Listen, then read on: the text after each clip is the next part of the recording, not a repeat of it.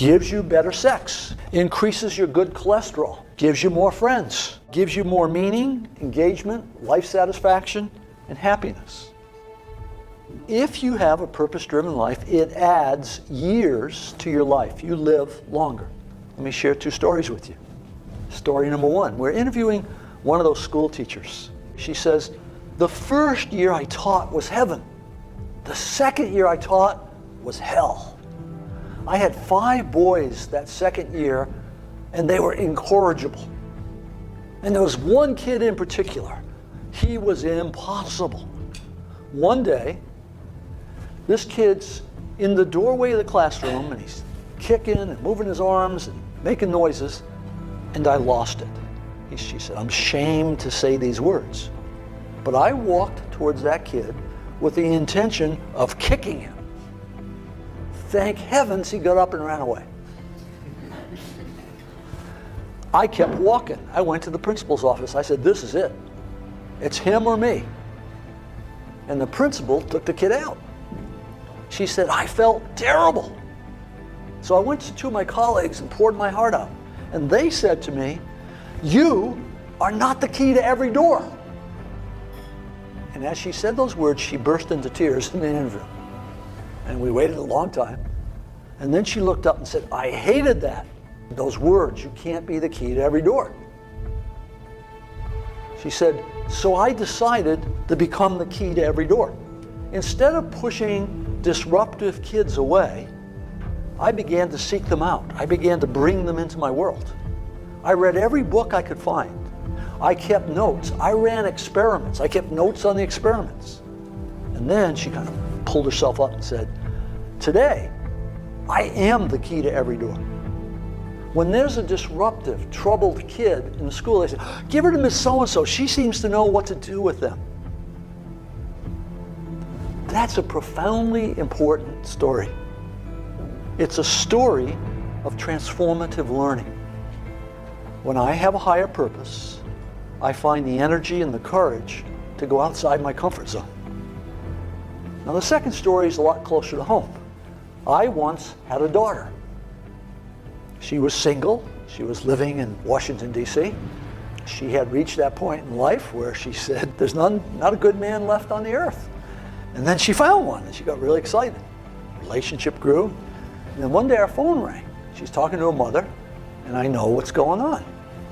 This guy just dumped her. This daughter is the firstborn child. Many firstborn children share a common characteristic.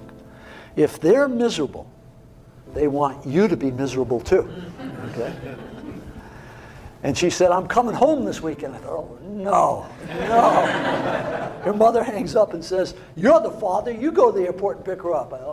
So the next day I go pick her up. She gets in the car and she doesn't say, hello, how are you? She says, that no good, dirty, da-da-da-da-da. 5 minutes later, she takes a breath. And I said, are you problem solving or purpose finding?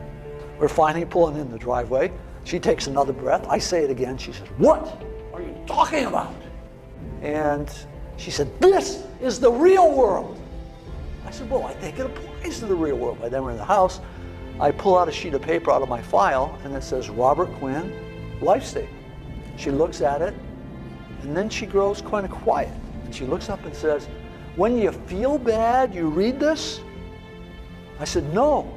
When I feel bad, I rewrite it. It's been rewritten hundreds of times. She said, yeah, I can hardly understand some of this stuff. I said, yeah, it's written to a customized audience, one person. Then the first miracle happened. She said, do you think I could write one of these? And I said, I'm sure you can. She went in the bedroom. For a day and a half, she worked on her life statement. The miracle was, I did not have to suffer during that day. Right? She got on the plane. She flew home to D.C. A couple days passed. I get an email. She said, he called me. Oh, this will be interesting. And she says, so I wrote him this letter. And I'm reading this letter that she's attached. It's incredibly vulnerable, open, honest. And then at the bottom it says, and my roommate said I can't give this to him. Now that's an interesting thing. Why can't we give this letter to this guy? You don't tell some guy that dumped you that, here's how you feel. And then she said, what my roommates don't understand is that what he thinks doesn't matter. Whoa, wait a minute. A few days ago, what he thought caused her life to shatter. Now she's saying, what he thinks doesn't matter. She's saying, this is who I really am. Didn't know this a while ago. Now I know it. It doesn't matter what other people think. You see, when you clarify your purpose, you take back your external locus of control where you worry about what other people think, and you take an internal locus. You don't become insensitive. You don't become rebellious. You become centered. You become powerful. Now here's the interesting thing. In the next few months, she began to be promoted. Her career turned. Why?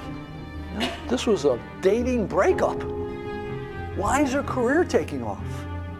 Because when you find purpose and meaning in what you're doing in one area of your life, it grows in every area of life because you are one person.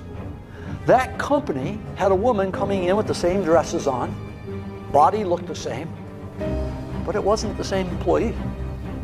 This was a woman now full of leadership for the first time. When someone has that meaning and that integrity, things start to change.